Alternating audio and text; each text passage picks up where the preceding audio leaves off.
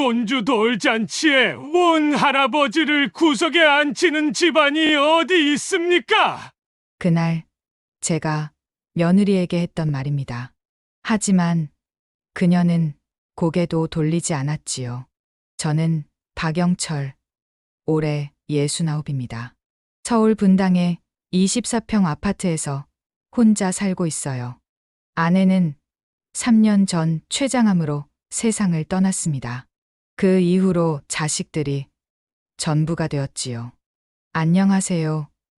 오늘도 인생사 연나라에 찾아와 주신 여러분 감사합니다. 사연 시작 전에 구독, 좋아요는 사랑입니다. 아침마다 거실 창문을 엽니다. 봄바람이 들어오면 커피를 내려 마시는데 그때가 하루 중 가장 평온한 시간이에요. 은퇴 후의 삶은 생각보다 고요했습니다. 특별한 취미도 없었고 친구들도 하나둘 연락이 끊겼어요. 그래서 가족이 더 소중해졌습니다. 젊은 시절 저는 중소기업에서 임원까지 올랐어요. 화려하진 않았지만 성실하게 일했습니다. 월급을 모아 아파트를 샀고 주식에도 조금씩 투자했지요. 아내가 살아있을 때는 둘이서 계획을 세웠어요. 노후 자금, 자식들 결혼 자금, 손주들 교육비까지 꼼꼼하게 정리했습니다. 여보, 우리 아들 장가 갈 때 집 한 채는 해줘야지. 아내의 말이었습니다. 저도 동의했어요. 부모라면 당연한 일이라고 생각했지요. 그래서 아들 대철이가 결혼할 때 대치동 아파트를 사줬습니다. 15억짜리였어요. 제 평생 모은 돈의 대부분이었습니다. 명의까지 아들 앞으로 넘겼지요. 아버지, 정말 감사합니다. 평생 효도하겠습니다. 대철이의 말을 믿었습니다. 며느리 해나도 눈물을 흘리며 고마워했어요. 사돈인 김정숙 여사도 사돈께서 참 훌륭하시네요 라고 말했습니다. 그날은 모두가 행복해 보였어요. 하지만 시간이 지나면서 분위기가 달라졌습니다. 결혼 1년 차, 명절에 우리 집이 아닌 사돈 집으로만 가더군요. 2년 차, 전화 통화가 줄어들었습니다. 3년 차, 손주가 태어났는데 산후조리원 면회도 제한되었어요. 아버님, 해나가 피곤해서요. 다음에 오세요. 대철이의 말에 저는 그냥 돌아왔습니다. 섭섭했지만 며느리 건강이 중요하다고 생각했어요. 둘째 딸 민지는 달랐습니다. 아빠, 이상해. 오빠가 왜 저래? 민지는 변호사답게 예리했어요. 하지만 저는 괜찮다고, 아직 애들이 적응 중이라고 말했습니다. 민지는 못마땅한 표정을 지었지만 더 이상 말하지 않았어요. 손주 준서가 태어난 후 1년 동안 저는 5번 정도밖에 보지 못했습니다. 그것도 제가 먼저 연락해서 짧게 본 거예요. 해나는 항상 바쁘다는 핑계를 댔고 대철이는 아내 눈치만 봤습니다. 그러던 중 손주 돌잔치 초대를 받았어요. 문자 메시지였습니다. 아버님, 준서 돌잔치 3월 15일 토요일 오후 1시. 대치동 그랜드 파티룸입니다. 오세요. 짧고 딱딱한 문장이었지만 저는 기뻤어요. 드디어 손주를 제대로 볼 수 있다는 생각에 가슴이 두근거렸습니다. 금반지를 준비했어요.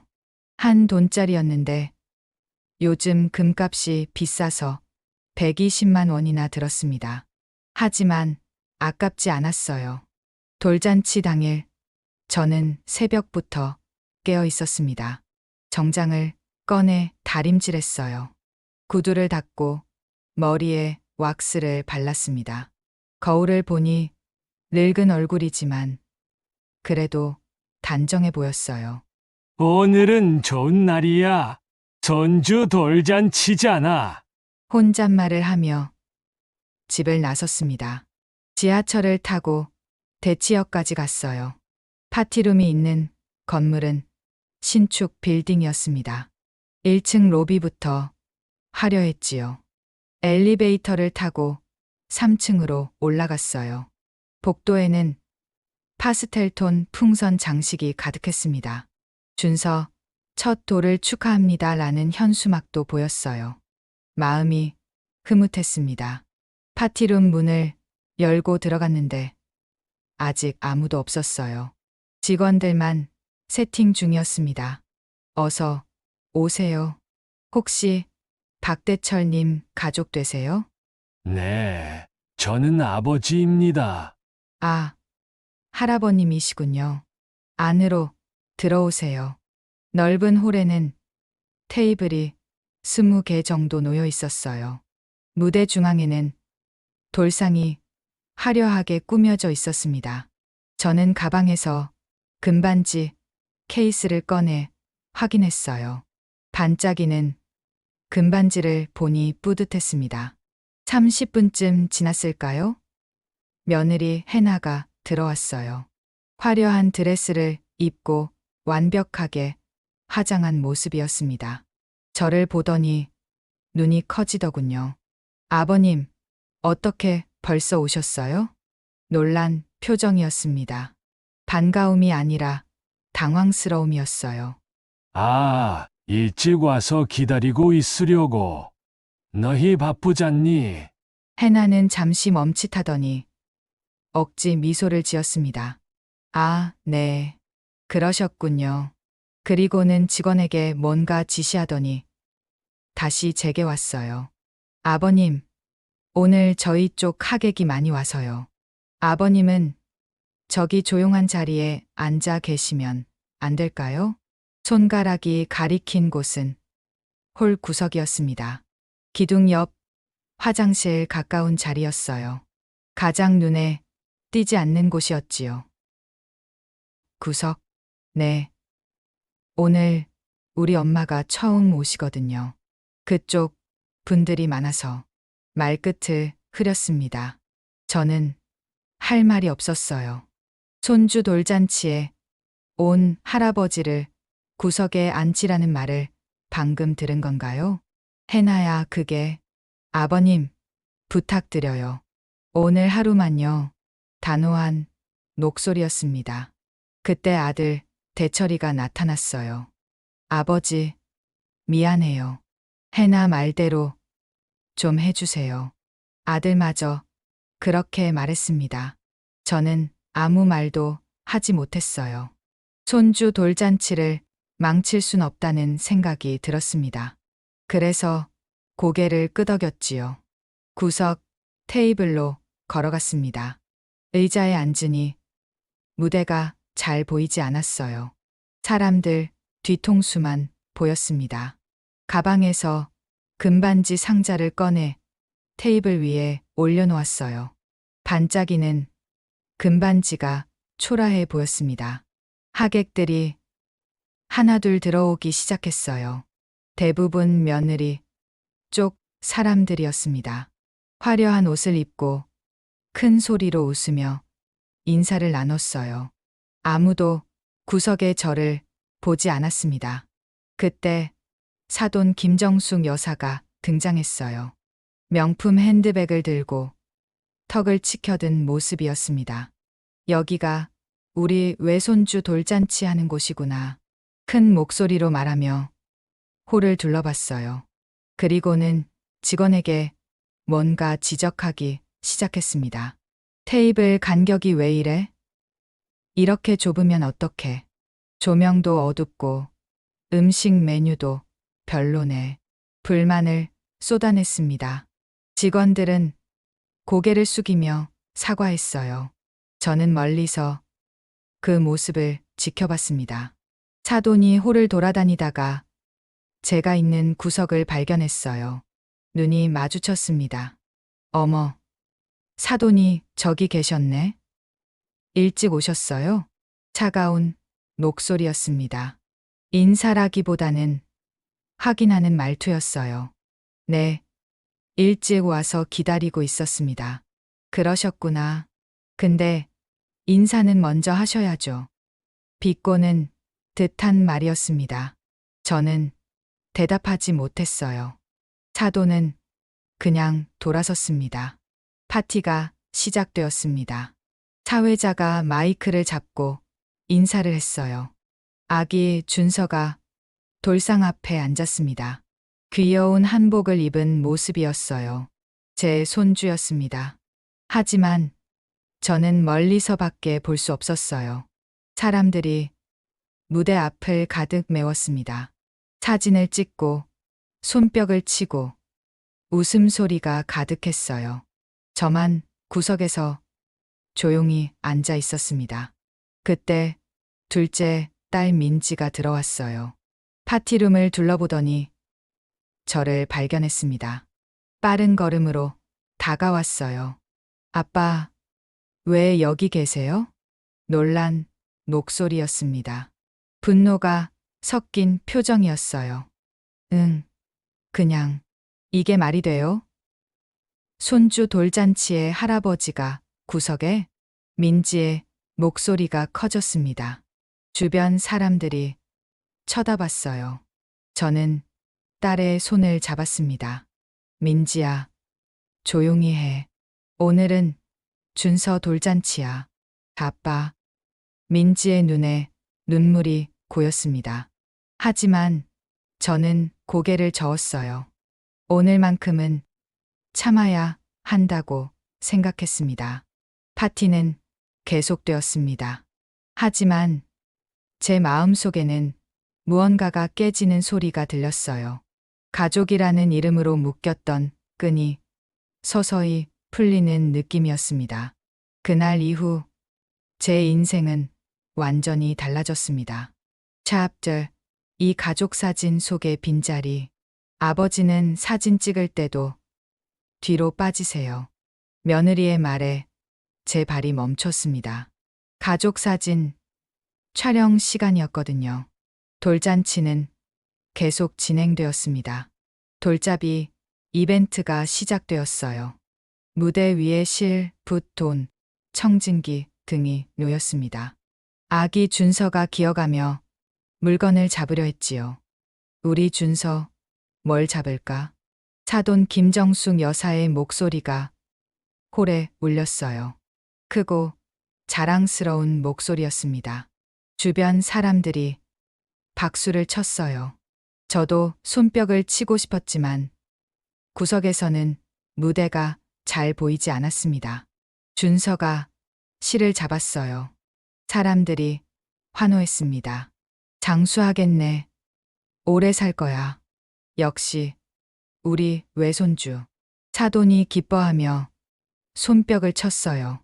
며느리 해나도 웃으며 아기를 안아 올렸습니다.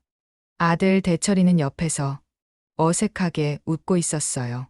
저는 그 모습을 멀리서 바라봤습니다. 내 손주인데 축하할 기회조차 없었지요. 테이블 위에 놓인 금반지 상자가 눈에 들어왔어요. 언제 전해줄 수 있을까요? 아버지. 민지가 제 옆에 앉았습니다. 얼굴에 화가 가득했어요. 이거 정말 이상해요. 오빠한테 따져야겠어요. 민지야, 오늘은 참자. 언제까지 참으실 거예요? 민지의 목소리가 떨렸습니다. 하지만 저는 고개를 저었어요. 손주 돌잔치를 망치고 싶지 않았거든요. 식사 시간이 되었습니다. 직원들이 음식을 서빙하기 시작했어요. 하지만 제 테이블은 나중이었습니다. 사돈 쪽 테이블부터 음식이 나갔지요. 저는 빈 접시를 보며 기다렸어요. 20분쯤 지나서야 제 앞에 음식이 놓였습니다. 이미 식은 음식이었어요. 하지만 뭐라 말할 수 없었습니다. 젓가락을 들었지만 입맛이 없었어요. 아버님, 음식 괜찮으세요? 해나가 다가왔습니다. 얼굴에는 걱정보다 불편함이 보였어요. 응, 괜찮아. 오늘 사람이 많아서 정신이 없네요. 아버님은 좀 쉬고 계세요. 그리고는 다시 돌아갔습니다. 제게 더 이상 신경 쓰지 말라는 뜻이었어요. 민지가 음식을 거의 먹지 않았습니다. 계속 며느리 쪽을 노려봤어요. 저는 딸의 손을 잡았습니다. 밥이라도 먹어. 아빠, 어떻게 먹어요?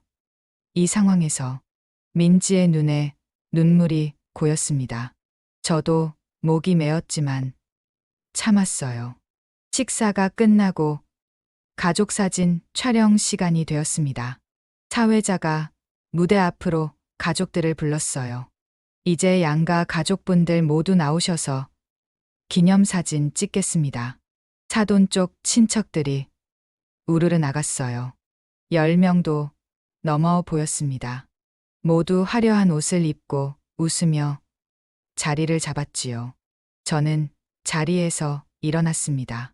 당연히 저도 찍어야 한다고 생각했어요. 하지만 아무도 저를 부르지 않았습니다. 민지야, 우리 가자. 딸과 함께 무대 쪽으로 걸어갔어요. 하지만 이미 사람들로 가득했습니다. 사돈이 중앙에 서 있었고 며느리와 아들이 양옆에 있었어요. 준서는 아빠 품에 안겨 있었습니다. 아, 아버지. 여기요. 대철이가 구석 자리를 가리켰어요. 사람들 뒤쪽 거의 보이지 않는 곳이었습니다. 아버님은 뒤에 서세요. 앞이 가득 차서 해나의 말이었습니다. 저는 그 자리로 갔어요. 민지가 제 옆에 섰습니다. 자, 준비되셨어요? 하나, 둘, 셋. 플래시가 터졌습니다. 사진 속에서 저는 거의 보이지 않았을 거예요. 사람들 뒤에 가려진 얼굴이었을 테니까요. 촬영이 끝났습니다. 사돈 쪽 사람들이 우르르 내려왔어요. 그중 한 명이 제 어깨를 툭 쳤습니다. 수고하셨어요. 건성으로 던진 말이었습니다. 그리고는 돌아서서 동료들과 키득거렸어요. 친가 쪽은 조용하시네. 그러게. 뭔가 기 죽어 보이지 않아? 작은 목소리였지만 제 귀에 들렸습니다. 가슴이 뜨거워졌어요. 화가 치밀어 올랐습니다. 아빠, 저 사람들. 민지가 분노에 떨었습니다. 하지만 저는 딸을 말렸어요. 그냥 가자. 여기서 싸우면 안 돼. 무대에서 내려왔습니다. 다시 구석 테이블로 돌아왔어요. 앉으니 다리에 힘이 빠졌습니다. 아버지, 괜찮으세요? 민지가 물었습니다. 저는 고개를 끄덕였지만 사실은 괜찮지 않았어요. 가슴이 답답했습니다. 그때 사돈이 제 테이블 근처로 왔어요. 지나가는 척하다가 멈춰 섰습니다. 사돈, 오늘 준비 많이 했는데 만족하시는지 모르겠네요. 무슨 의미인지 알 수 없는 말이었습니다. 저는 어색하게 웃었어요. 네, 잘 준비하셨습니다. 그럼 다행이고, 우리 딸 해나가 얼마나 고생했는지 아세요? 돌잔치 하나 준비하는 게 보통 일이 아니에요. 자랑이 섞인 말투였습니다. 그리고는 다시 걸어갔어요. 저를 배려하는 말은 한마디도 없었습니다. 민지가 벌떡 일어섰어요. 아빠, 저거 봤죠? 완전히 무시하잖아요. 민지야, 앉아. 안 앉아요. 저 사람들한테 한마디 해야겠어요. 민지가 사돈 쪽으로 걸어가려 했습니다. 저는 딸의 팔을 붙잡았어요. 제발 오늘만 참자. 응?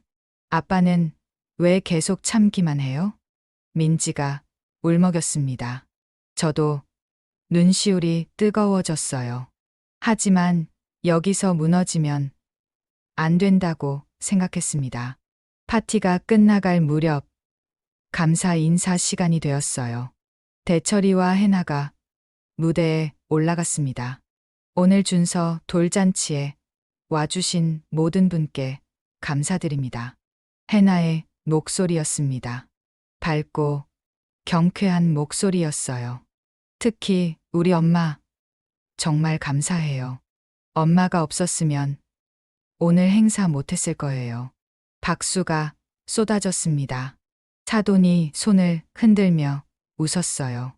그리고 회사 동료분들, 대학 동창들 모두 감사합니다. 여러 사람의 이름을 호명했습니다. 하지만 제 이름은 없었어요. 마지막에 가서야 한마디 덧붙였습니다. 아, 그리고 시아버님도 와주셔서 감사합니다. 건성으로 던진 말이었습니다. 형식적인 감사였어요. 박수도 거의 나오지 않았습니다. 저는 주먹을 꽉 쥐었습니다. 참을 수 있는 한계가 다가오고 있었어요. 행사가 끝났습니다. 사람들이 하나둘 떠나기 시작했어요. 저도 일어났습니다. 더 이상 여기 있고 싶지 않았거든요.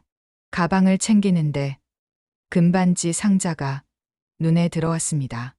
아직 전달하지 못한 선물이었어요. 무대 쪽을 보니 해나가 다른 사람들과 사진을 찍고 있었습니다. 대철이도 바빴어요. 저는 금반지를 가방에 다시 넣었습니다. 줄 타이밍이 아니라고 판단했어요. 아빠, 가세요? 민지가 물었습니다. 응, 피곤하구나. 같이 갈게요. 파티룸을 나섰습니다. 복도가 차갑게 느껴졌어요. 엘리베이터를 기다리는데 뒤에서 소리가 들렸습니다. 아버지, 대철이었습니다. 헐레벌떡 달려왔어요. 벌써 가세요? 같이 저녁이라도 먹고 가시죠. 아니다. 난 먼저 갈게. 아버지, 너도 바쁘잖니. 됐어. 엘리베이터가 도착했습니다. 저는 안으로 들어갔어요. 대철이가 문 앞에서 망설이다가 물러섰습니다. 엘리베이터 문이 닫혔습니다. 민지와 저만 남았어요. 아빠, 울지 마세요. 민지가 제 손을 잡았습니다. 그제야 제 눈에서 눈물이 흐르고 있다는 걸 알았어요. 응, 오빠한테 따질 거예요. 이건 아니잖아요. 민지야, 아빠가 얼마나 해줬는데. 집도 사주고, 돈도 주고. 그런데 이렇게 대접받아야 돼요? 민지의 목소리가 커졌습니다. 엘리베이터 안에 울려 퍼졌어요. 진정해. 오늘은 그냥 집에 가자. 아니에요. 저 오빠한테 전화할 거예요. 1층에 도착했습니다. 로비를 지나 밖으로 나왔어요. 봄바람이 불었습니다. 차가운 바람이었어요. 지하철역까지 걸어갔습니다. 민지가 계속 전화기를 보더니 결국 아들에게 전화를 걸었어요. 오빠, 나 민지야. 오늘 뭐 하는 거야? 목소리가 떨렸습니다.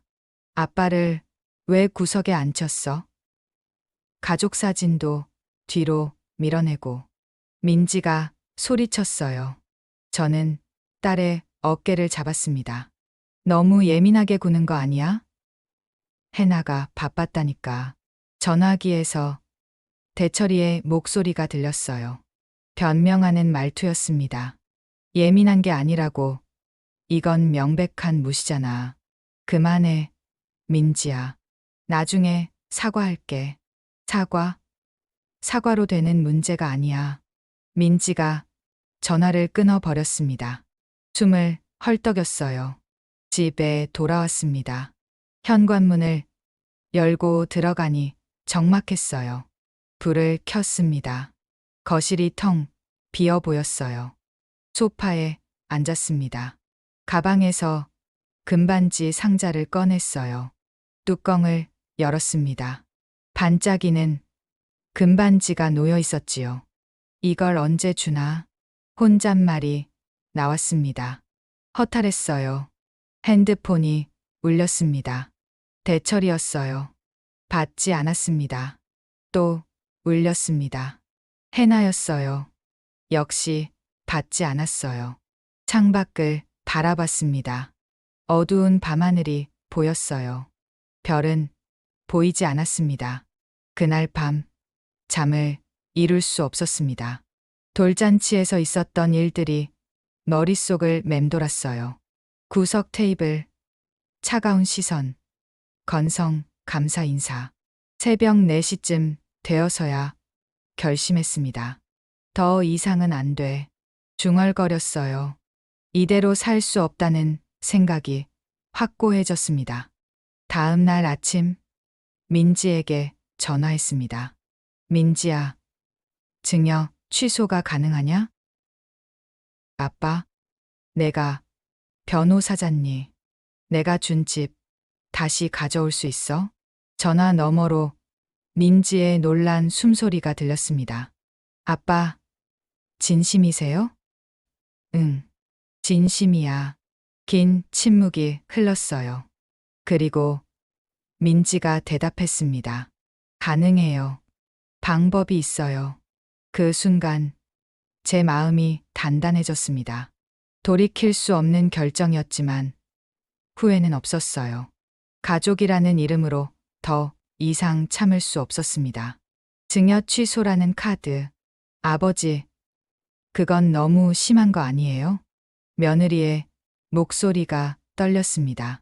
하지만 저는 흔들리지 않았어요.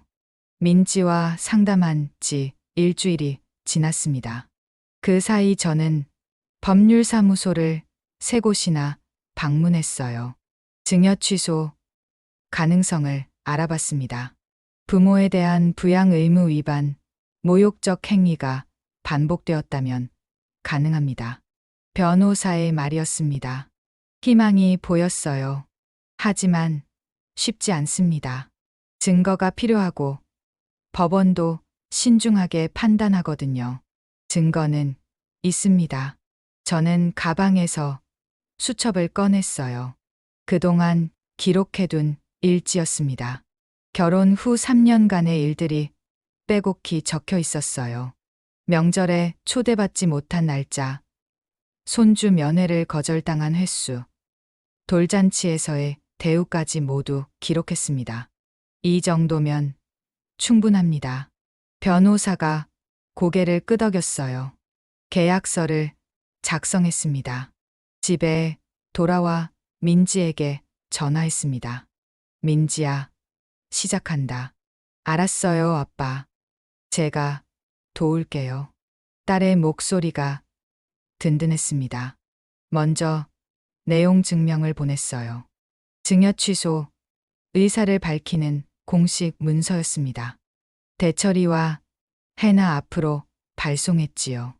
사흘 후 대철이에게서 전화가 왔습니다. 아버지, 이게 무슨 일이에요? 당황한 목소리였어요. 요가 내용 증명 받았어요. 증여 취소라니 농담이시죠? 농담 아니다. 아버지, 저희가 뭘 잘못했다고. 내가 생각해봐.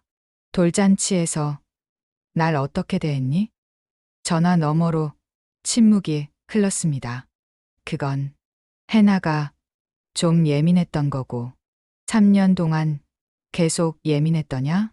제 목소리가 차가워졌어요. 명절에도 안 불렀지.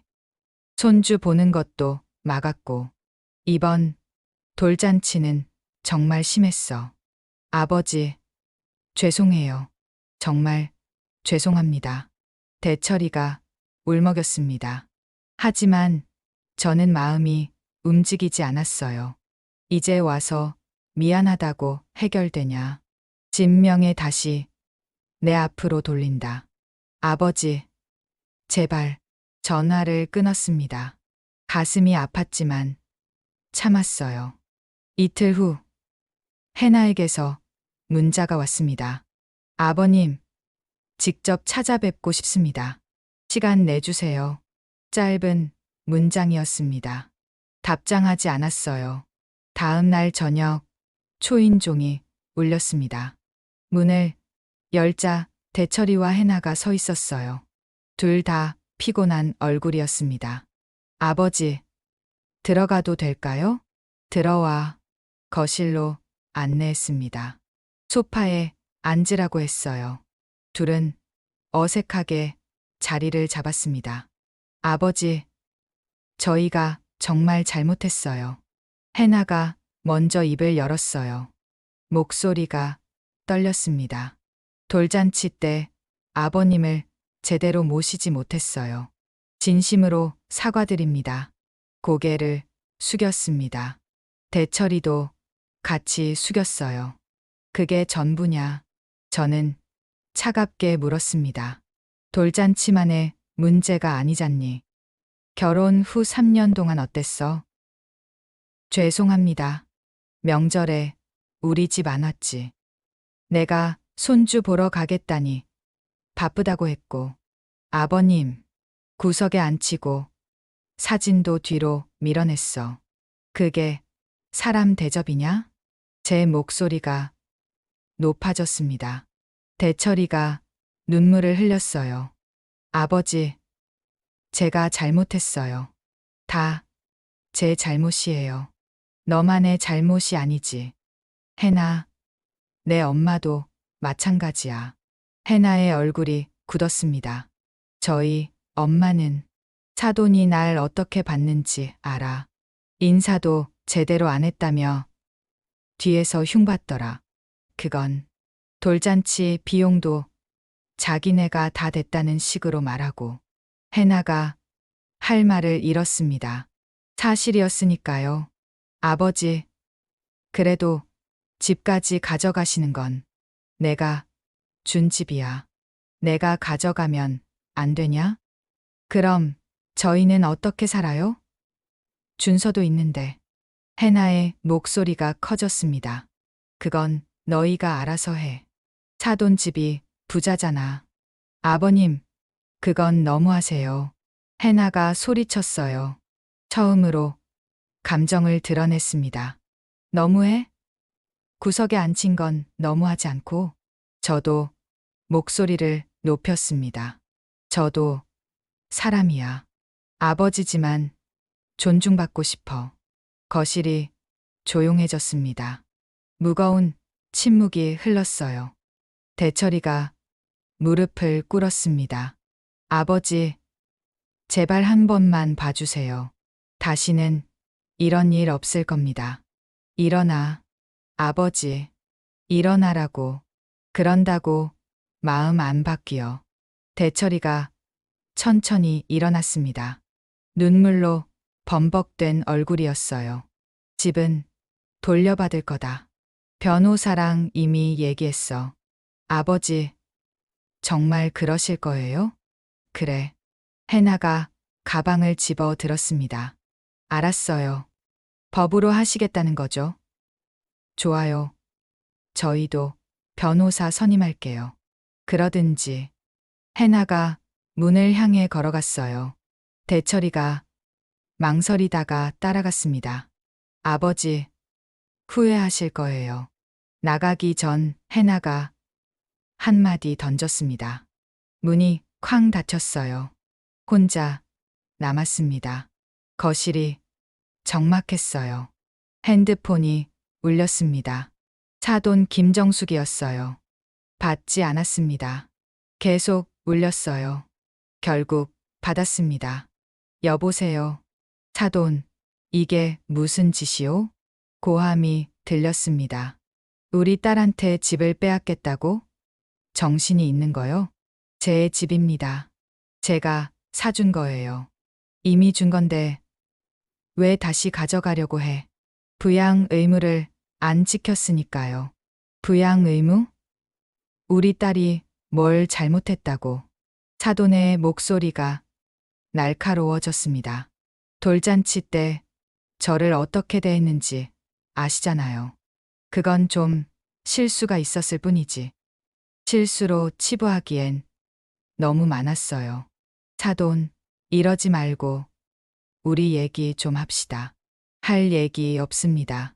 전화를 끊으려는데 사돈이 소리쳤습니다. 당신이 그렇게 나오면 우리도 가만 안 있어. 명예훼손으로 고소할 거야. 그러세요. 전화를 끊었습니다. 손이 떨렸어요. 다음 날 민지가 찾아왔습니다. 아빠, 괜찮으세요? 응, 괜찮아. 오빠한테서 연락 왔어요. 저보고 아빠 설득해달래요. 신경 쓰지 마. 아빠, 정말 괜찮으세요? 후회 안 하시죠? 민지가 걱정스러운 눈으로 봤어요. 후회 안 해. 이미 결심했어. 그럼 제가 끝까지 도울게요. 민지가 제 손을 잡았습니다. 일주일 후 법원에서 조정 기일이 잡혔습니다. 양측 변호사가 모였어요. 저는 민지와 함께 갔습니다. 조정실에 들어가니 대철이와 해나가 앉아 있었어요. 사돈도 함께였습니다. 아버지, 대철이가 일어났습니다. 하지만 저는 눈길도 주지 않았어요. 조정위원이 양측 이야기를 들었습니다. 저희 측 변호사가 증거를 제출했어요. 일지, 문자 내역, 민지의 증언까지 모두 나왔습니다. 상대 측 변호사가 반박했습니다. 단순한 오해입니다. 며느리가 돌잔치 준비로 정신이 없었던 거예요. 3년 동안 정신이 없었나요? 민지가 날카롭게 반박했습니다. 조정위원이 고개를 끄덕였어요. 증거를 보니 원고 측 주장에 일리가 있습니다. 해나의 얼굴이 하얗게 질렸습니다. 하지만 가족 간의 문제니 한 번 더 대화해 보시죠. 조정위원이 제안했어요. 대화할 게 없습니다. 저는 단호하게 말했습니다. 조정은 결렬되었습니다. 본격적인 재판으로 가기로 했어요. 조정실을 나오는데 사돈이 제 앞을 막았습니다. 사돈, 이러지 맙시다. 우리 손주 생각해서라도. 손주는 제가 더 생각합니다. 당신이 무슨 생각을. 이런 환경에서 자라는 게 손주한테 좋을까요? 어른을 무시하는 부모 밑에서요. 사돈이 할 말을 잃었습니다. 법원을 나왔습니다. 봄바람이 불었어요. 차가운 바람이었습니다. 아빠, 힘드시죠? 민지가 물었습니다. 응. 근데 멈출 수 없어. 알아요. 제가 끝까지 함께 할게요. 집으로 돌아오는 길 핸드폰을 봤습니다. 부재중 전화가 20통이 넘었어요. 대부분 대철이와 해나였습니다. 문자도 수십 개였습니다. 아버지, 제발 한 번만 봐주세요. 준서가 할아버지 보고 싶어 해요. 정말 다시는 안 그럴게요. 읽지 않았습니다. 핸드폰을 꺼버렸어요. 창밖을 봤습니다. 벚꽃이 피기 시작했어요. 봄이 왔지만 제 마음은 겨울 같았습니다. 그날 밤 오래 생각했습니다. 내가 너무 심한 걸까? 아들을 이렇게까지 몰아야 하나? 회의가 들었습니다. 하지만 돌잔치 때 일이 떠올랐어요. 구석 자리, 차가운 시선, 건성 인사. 아니야, 이건 내 존엄의 문제야. 마음을 다잡았습니다. 새벽 3시 민지에게 문자를 보냈습니다. 끝까지 간다. 흔들리지 않을게. 민지에게서 답장이 왔어요. 잘 결심하셨어요, 아빠. 제가 있잖아요. 핸드폰을 내려놓았습니다. 창밖에 벚꽃이 바람에 흔들렸어요. 길고 힘든 싸움이 시작되었습니다. 하지만 이번만큼은 물러서지 않기로 했어요. 제 존엄을 지키기 위해서라도. 샵 4 법정에 선 가족. 재판 준비는 생각보다 복잡했어요. 서류를 정리하고 증인을 섭외하고 변호사와 전략을 짜야 했습니다. 민지가 옆에서 도와줬지만 혼자였다면 포기했을 거예요. 아빠, 이 일지 정말 잘 써놓으셨네요. 민지가 제 수첩을 넘기며 말했어요. 3년간의 기록이 빼곡했습니다.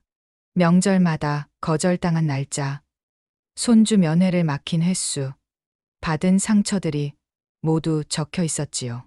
그냥 잊지 않으려고 적었어. 이게 다 증거가 돼요. 법원에서 중요하게 볼 거예요. 변호사 사무실에 또 방문했습니다. 본격적인 소송 준비였어요.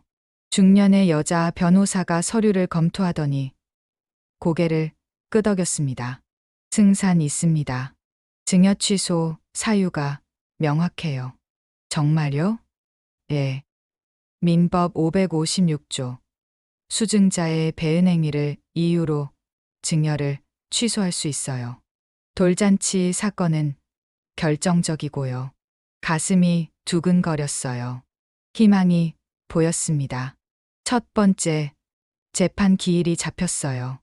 5월 12일 화요일 오전 10시 서울중앙지방법원이었습니다. 그날 아침 일찍 일어났어요. 정장을 입고 넥타이를 메었습니다. 거울을 보니 긴장한 얼굴이 비쳤어요. 아빠, 준비 다 하셨어요? 민지가 문을 두드렸습니다. 함께 법원으로 향했어요. 지하철을 타고 가는 내내 말이 없었습니다. 민지가 제 손을 꽉 잡았어요. 법원 건물은 웅장했어요. 계단을 올라 3층 법정으로 갔습니다. 복도에서 대철이와 해나를 마주쳤어요. 둘은 어두운 표정이었습니다. 아버지, 대철이가 다가오려 했지만 저는 고개를 돌렸어요. 법정 안으로 들어갔습니다. 판사가 입장했어요. 중년의 남자 판사였습니다. 엄숙한 분위기가 흘렀어요. 민사 제2023회 123455 증여 취소 청구 사건을 시작하겠습니다. 판사의 목소리가 울렸습니다. 제 심장이 빠르게 뛰었어요. 원고 측 변호사가 일어섰어요. 민지의 동료 변호사였습니다. 원고 박영철은 2022년 3월 아들 박대철에게 대치동 소재 아파트를 증여했습니다. 시가 15억 원 상당이었지요. 서류를 제출했어요. 증여 계약서, 등기부등본이 나왔습니다. 하지만 피고는 증여 후 원고를 부당하게 대우했습니다. 부양 의무를 저버렸고 모욕적 행위를 반복했어요. 일지를 증거로 제출했어요. 판사가 서류를 꼼꼼히 살폈습니다. 특히 지난 3월 손주 돌잔치에서 원고를 구석에 앉히고 가족 사진에서도 배제했습니다. 민지가 당시 사진을 제출했어요. 사진 속 저는 거의 보이지 않았습니다. 뒤쪽 구석에 가려진 모습이었지요. 판사가 사진을 오래 들여다봤어요. 표정이 굳어졌습니다. 피고 측 변호사가 일어났어요. 30대로 보이는 젊은 남자였습니다. 재판장님, 이는 단순한 오해입니다. 돌잔치 당일 피고는 행사 준비로 정신이 없었어요. 3년 동안 정신이 없었나요? 우리 변호사가 반박했어요. 명절에도 초대하지 않았고 손주 면회도 제안했습니다. 이게 일시적 실수인가요? 피고 측 변호사가 당황했어요. 말을 더듬었습니다. 증인 신문 시간이 되었어요. 민지가 증인석에 섰습니다. 증인, 당시 돌잔치 상황을 설명해 주세요. 예. 아버지는 행사장 구석에 앉아 계셨어요. 무대도 잘 안 보이는 자리였습니다. 민지의 목소리가 떨렸어요. 가족 사진 촬영 때는 어땠나요? 사람들 뒤로 밀려나셨어요. 사진 속에서 아버지 얼굴이 거의 안 보일 정도였습니다. 감사 인사는요? 마지막에 형식적으로 한마디만 했어요. 시아버님도 와주셔서 감사합니다라고요. 민지가 눈물을 참으며 말했어요. 법정이 숙연해졌습니다. 다음은 해나가 증인석에 섰어요. 긴장한 얼굴이었습니다. 증인, 왜 시아버지를 구석에 앉히셨나요? 우리 변호사가 물었어요. 그건 자리가 부족해서. 자리가 부족했나요? 증거 사진을 보면 빈 자리가 많던데요. 해나가 말을 잃었어요. 얼굴이 붉어졌습니다. 시아버지께 따로 선물이라도 드렸나요? 아니요. 명절에는 몇 번이나 뵀나요? 두세 번요. 3년 동안 두세 번이면 1년에 한 번도 안 되는군요. 변호사의 날카로운 질문이 이어졌어요. 해나는 제대로 대답하지 못했습니다. 대철이도 증인석에 섰어요. 아들의 초췌한 얼굴을 보니 가슴이 아팠습니다. 하지만 참았어요. 증인, 아버지께 얼마나 자주 연락했나요? 한 달에 한두 번요. 통화 시간은요? 5분 정도. 아버지가 손주 보러 가겠다고 하면 어떻게 했나요? 바쁘다고 다음에 오시라고 했습니다. 대철이의 목소리가 작아졌어요. 고개를 숙였습니다. 증인, 15억짜리 아파트를 받았는데도 그렇게 됐나요? 침묵이 흘렀어요. 대철이가 대답하지 못했습니다. 대답하세요. 죄송합니다. 그 말밖에 나오지 않았어요. 재판이 끝났습니다. 판사가 다음 기일을 지정했어요. 6월 20일이었습니다. 법정을 나왔어요. 복도에서 해나의 어머니 김정숙을 마주쳤습니다. 환한 얼굴로 다가왔어요. 사돈, 이게 뭡니까? 법정까지 끌고 오다니. 제가 먼저 시작한 게 아니에요. 우리 딸을 왜 이렇게 괴롭히는 거예요? 따님이 저를 어떻게 대했는지 아시잖아요. 그깟 자리 문제 가지고. 사돈이 소리쳤어요. 주변 사람들이 쳐다봤습니다.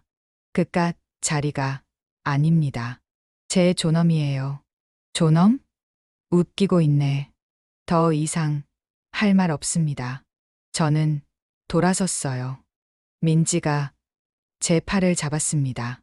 아빠, 괜찮으세요? 응. 가자. 법원을 나왔어요. 햇살이 따가웠습니다. 거리는 평온했지만 제 마음은 무거웠어요. 카페에 들어갔어요. 민지와 마주 앉았습니다. 아빠, 재판 잘 되고 있어요. 그래? 예. 판사님 표정 보셨죠? 우리 쪽에 유리해요. 다행이구나. 커피를 마셨어요. 쓴맛이 입안에 퍼졌습니다. 아빠, 후회 안 하시죠? 응. 이제 돌아갈 수 없어. 저도 같이 갈게요. 끝까지요. 민지가 제 손을 잡았어요. 따뜻한 온기가 느껴졌습니다. 집에 돌아왔어요. 저녁을 간단히 먹고 소파에 앉았습니다. TV를 켰지만 내용이 들어오지 않았어요. 핸드폰이 울렸어요. 대철이었습니다. 받지 않으려다가 받았어요. 여보세요. 아버지, 정말 끝까지 가실 거예요? 지친 목소리였어요. 그래. 아버지, 저 정말 반성하고 있어요. 제발 한 번만. 대철아. 예. 넌 아직도 모르는구나. 내가 왜 이러는지. 알아요. 저희가 잘못했어요. 잘못한 게 아니야. 날 사람으로 안 본 거지. 목소리가 떨렸어요. 돈 때문에 집 사준 게 아니야. 널 사랑해서 준 거였어. 아버지. 근데 넌 그걸 당연하게 여겼어. 며느리도 마찬가지고. 죄송해요. 정말 죄송합니다. 미안하다는 말로는 부족해. 이미 늦었어. 전화를 끊었어요. 눈물이 흘렀습니다. 창밖을 봤어요. 어둠이 내렸습니다. 혼자라는 게 실감났어요.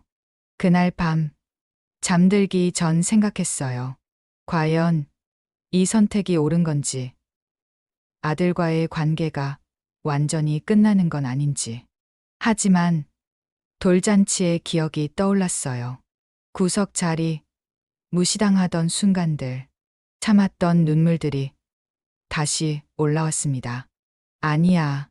이건 내가 살기 위한 선택이야. 마음을 굳혔어요. 이제 돌아갈 수 없는 강을 건넜습니다. 다음 날 아침, 민지에게서 전화가 왔어요. 아빠, 상대 측에서 합의 제안 들어왔어요. 합의? 예. 집은 그대로 두되 매달 생활비를 드리겠대요. 거절해. 아빠, 한번 생각해 보세요. 나쁘지 않은 조건이에요. 안 돼. 집을 돌려받아야 해. 알겠어요. 거절할게요. 전화를 끊고 창밖을 봤어요. 비가 내리기 시작했습니다. 빗소리가 창문을 두드렸어요. 재판은 계속되었어요.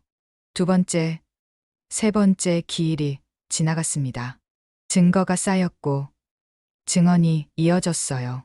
피고 측은 끝까지 버텼어요. 감정적 대립이 아니라 오해였다고 주장했습니다. 하지만 증거는 명백했어요. 그해 여름이 지나갔어요. 재판은 길어졌습니다. 지치기 시작했어요. 하지만 포기할 수 없었습니다. 어느 날 법원 복도에서 준서를 봤어요. 해나가 안고 있었습니다. 제 손주였어요. 1년 만에 보는 얼굴이었습니다. 할아버지, 준서가 손을 뻗었어요. 제게 오려고 했습니다. 가슴이 찢어지는 것 같았어요. 가자, 준서야. 해나가 아이를 데리고 돌아섰어요.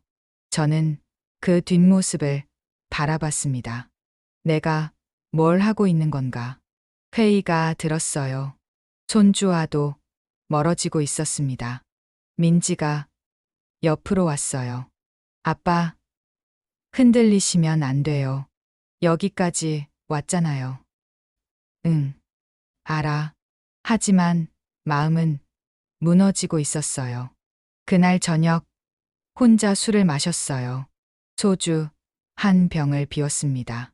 취기가 올라왔어요. 핸드폰을 들었어요. 대철이에게 전화하고 싶었습니다.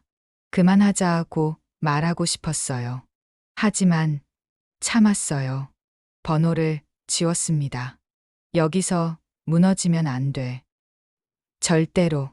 스스로에게 다짐했어요. 술잔을 내려놓았습니다. 재판의 끝이 보이기 시작했어요. 최종 변론 날짜가 잡혔습니다. 9월 15일이었어요. 그날까지 버텨야 했어요. 무너지지 않고 흔들리지 않고 제 존엄을 지키기 위한 싸움은 아직 끝나지 않았습니다. 챕터 5 판결의 무게. 판결을 선고하겠습니다. 판사의 목소리가 법정에 울렸어요. 9월 15일 최종 변론이 끝난 지 한 달 후였습니다. 제 손은 떨리고 있었어요. 그동안 참 많은 일이 있었습니다. 여름 내내 재판이 이어졌고 증인 신문도 계속되었어요.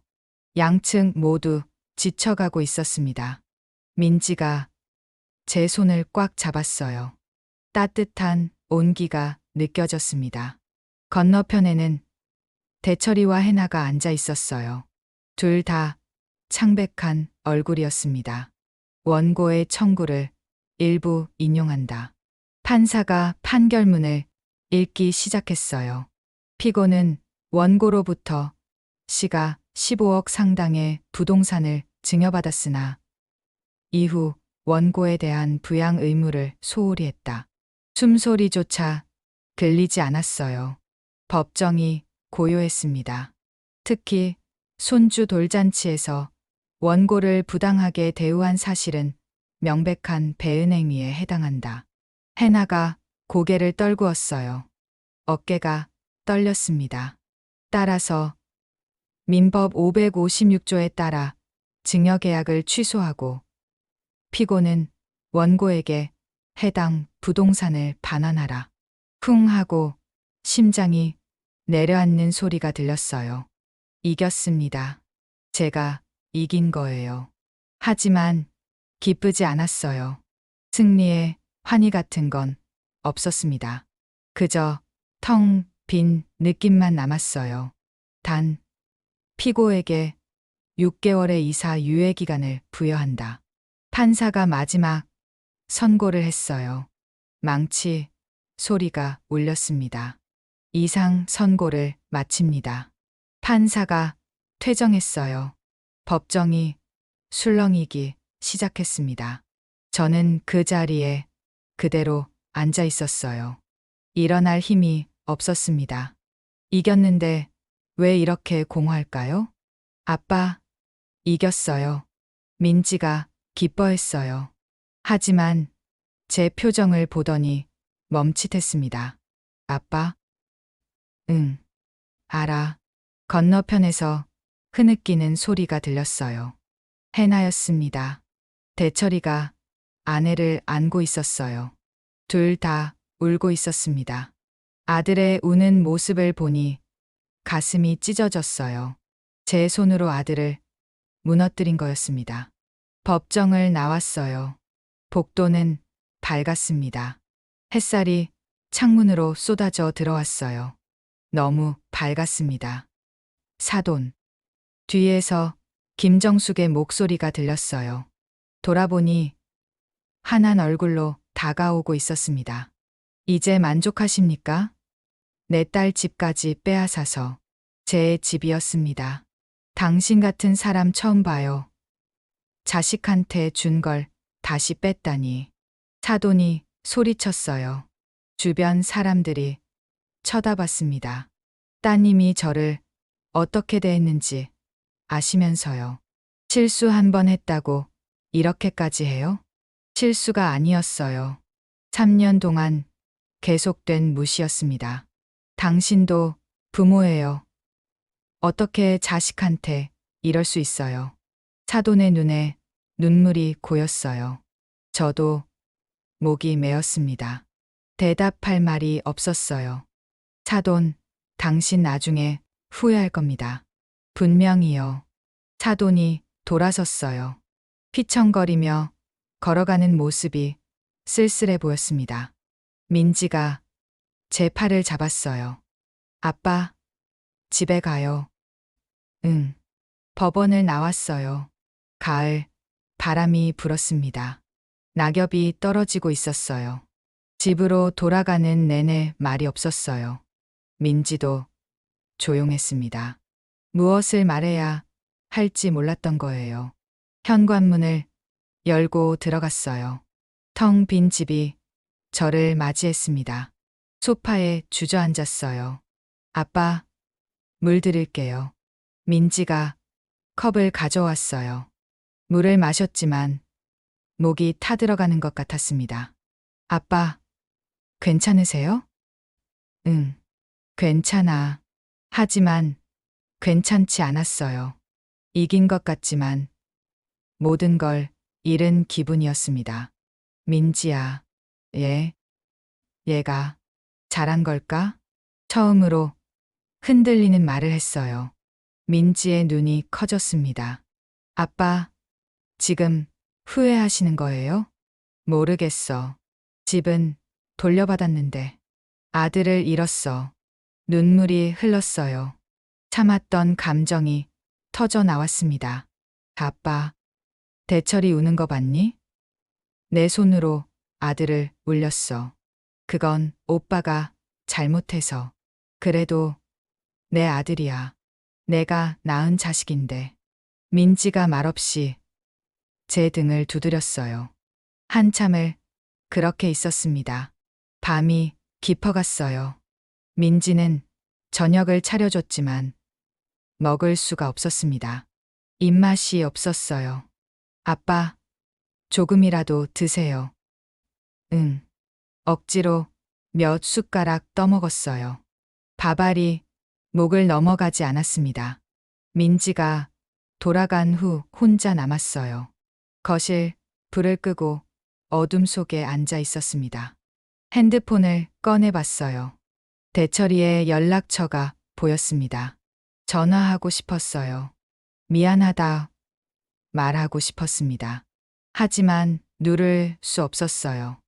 이미 강을 건넜습니다. 돌아갈 수 없었어요. 며칠이 지났어요. 판결문이 정식으로 도착했습니다. 6개월 안에 집을 비우라는 내용이었어요. 변호사로부터 전화가 왔어요. 축하드립니다. 승소하셨습니다. 예. 부동산 명의 이전 절차 시작하시겠어요? 예. 진행해 주세요. 전화를 끊었어요. 승소했는데 기쁘지 않았습니다. 오히려 무거운 돌덩이를 진 기분이었어요. 그날 오후 예상치 못한 방문객이 왔어요. 초인종이 울렸습니다. 문을 열자 해나가 서 있었어요. 혼자였습니다. 화장기 없는 얼굴이 초췌해 보였어요. 아버님, 무슨 일이냐? 차갑게 물었어요. 하지만 해나는 무릎을 꿇었습니다. 아버님, 제발 용서해 주세요. 일어나. 안 일어나요. 아버님이 용서해 주실 때까지요.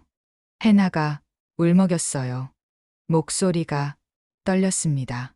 제가 정말 잘못했어요. 아버님을 사람으로 안 봤어요. 이제 와서 무슨 소용이냐. 늦은 거 알아요. 하지만 제발 한 번만 기회를 주세요. 기회는 이미 많이 줬어. 넌 그걸 다 차버렸고. 아버님, 준서가 할아버지 보고 싶어 해요. 그 말에 마음이 흔들렸어요. 손주 얼굴이 떠올랐습니다. 준서는 잘 지내냐? 매일 할아버지 찾아요. 사진 보여주면 웃어요. 해나가 핸드폰을 꺼냈어요. 준서 사진이 보였습니다. 많이 컸더군요. 돌 지나고 나서 걷기 시작했어요. 말도 조금씩 해요. 그래, 목이 메었어요. 손주의 성장을 옆에서 보지 못했습니다. 아버님, 집은 드릴게요. 대신 준서만이라도 볼 수 있게 해주세요. 뭐라고? 6개월 안에 이사 나갈게요. 아무 말 안 할게요. 그러니 준서 할아버지로만 남아주세요.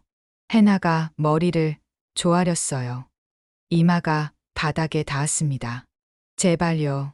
준서한테는 할아버지가 필요해요. 긴 침묵이 흘렀어요. 저도 모르게 눈물이 났습니다. 일어나. 아버님, 들어와. 얘기 좀 하자. 해나가 천천히 일어났어요. 집 안으로 들어왔습니다. 거실에 마주 앉았어요. 어색한 침묵이 흘렀습니다. 해나야. 네, 아버님. 왜 그랬니? 왜 날 그렇게 대했어? 죄송해요. 변명의 여지가 없어요. 이유가 있었을 거 아니냐. 해나가 한참 입을 열지 못했어요. 그러다 조심스럽게 말했습니다. 저희 엄마가 친가는 멀리 하라고 했어요. 뭐, 시댁이 가난하다고, 우리가 손해본다고. 그런 말을 계속했어요. 충격이었어요. 사돈의 입김이 있었던 거였습니다. 그래도 그게 이유가 되냐? 아니에요. 제 잘못이에요. 엄마 말을 따른 제가 잘못한 거예요. 해나가 고개를 숙였어요. 전 어리석었어요. 아버님의 마음을 몰랐어요. 15억짜리 집을 주는 마음 말이냐. 그것뿐만이 아니잖아요.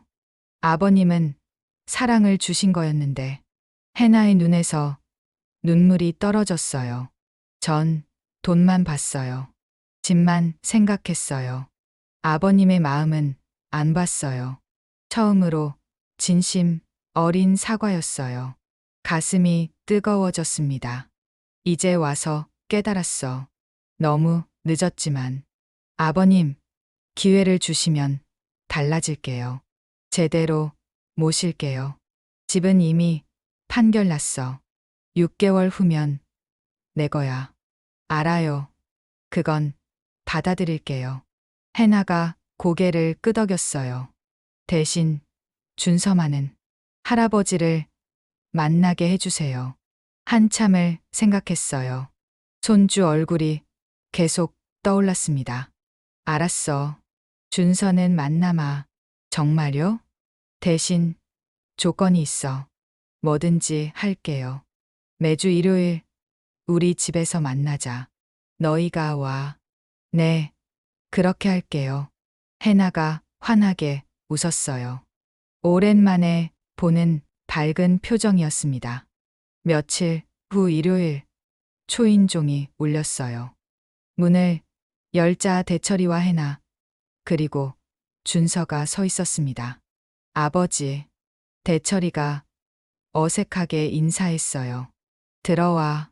준서를 보니 가슴이 뭉클했어요. 많이 컸습니다. 걸을 수 있게 되었더군요. 준서야, 할아버지란다. 아이가 저를 보더니 웃었어요. 팔을 벌렸습니다. 안아 올렸어요. 따뜻했습니다. 할아버지, 준서가 옹알거렸어요. 눈물이 핑 돌았습니다. 그날 오후 가족이 함께 시간을 보냈어요. 어색했지만 나쁘지 않았습니다.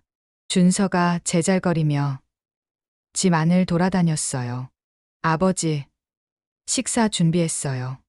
해나가 부엌에서 음식을 내왔어요. 김치찌개였습니다. 내가 만들었니? 예. 아버님이 좋아하실까 해서요. 함께 밥을 먹었어요. 오랜만에 따뜻한 식사였습니다. 아버지, 대철이가 조심스럽게 말했어요. 예. 정말 죄송했습니다. 알아. 다시는 그러지 않을게요. 그래야지. 짧은 대화였지만 충분했어요. 더 이상 할 말이 없었습니다. 해가 지고 그들이 돌아갔어요. 문 앞에서 인사했습니다. 아버님, 다음 주에 또 올게요. 그래. 아버님, 감사합니다. 해나가 깊게 인사했어요. 진심이 느껴졌습니다. 문을 닫고 혼자 남았어요. 거실이 조용했습니다. 하지만 이전처럼 쓸쓸하지는 않았어요. 창밖을 봤어요. 가을 하늘이 높았습니다. 구름이 천천히 흘러갔어요. 핸드폰을 꺼내 민지에게 전화했습니다. 민지야. 네, 아빠. 무슨 일이에요? 오늘 대철이네가 왔다 갔어. 정말요? 어땠어요? 괜찮았어. 준서도 보고. 다행이다. 아빠, 목소리 좋아 보여요. 응. 조금 나아진 것 같아. 전화를 끊고 소파에 앉았어요. 커피를 내려 마셨습니다. 집은 돌려받았지만 아들은 완전히 잃지 않았어요. 관계는 예전 같지 않지만 이어져 있었습니다. 손주와도 다시 만날 수 있게 되었고요. 완벽한 결말은 아니었어요. 상처는 아직 아물지 않았습니다. 하지만 조금씩 나아지고 있었어요. 그날 밤 오랜만에 편히 잠들었어요. 악몽도 없었습니다. 다음 날 아침 창문을 열었어요. 가을 바람이 들어왔습니다. 상쾌했어요. 새로운 시작이야. 혼잣말을 했어요. 길고 힘든 싸움이 끝났습니다. 모든 것을 되찾지는 못했지만 잃어버렸던 존엄은 되찾았어요. 그걸로 충분했습니다. 커피를 내려 마시며 창밖을 봤어요. 거리에 사람들이 걸어가고 있었습니다. 일상이 흘러가고 있었어요. 저도 다시 일상으로 돌아가야 했어요.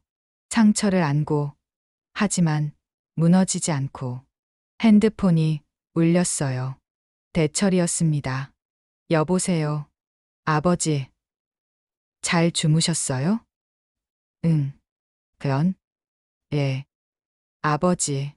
다음 주 일요일에 준서 데리고 갈게요. 그래. 기다리고 있마. 감사합니다, 아버지. 전화를 끊었어요. 미소가 지어졌습니다. 완벽하지 않지만 괜찮았어요.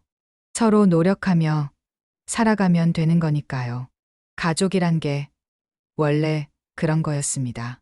때로는 부딪히고 상처 주고받지만 그래도 이어져 있는 것. 창밖의 가을, 하늘이 유난히 맑았어요. 구름 한 점 없는 하늘이었습니다. 새로운 계절이 시작되고 있었어요. 저도 함께 시작하렵니다. 천천히, 조심스럽게, 하지만 포기하지 않고. 그렇게 박영철의 긴 여정은 막을 내렸습니다. 이야기 잘 들으셨나요? 오늘 하루도 좋은 하루 보내세요. 감사합니다.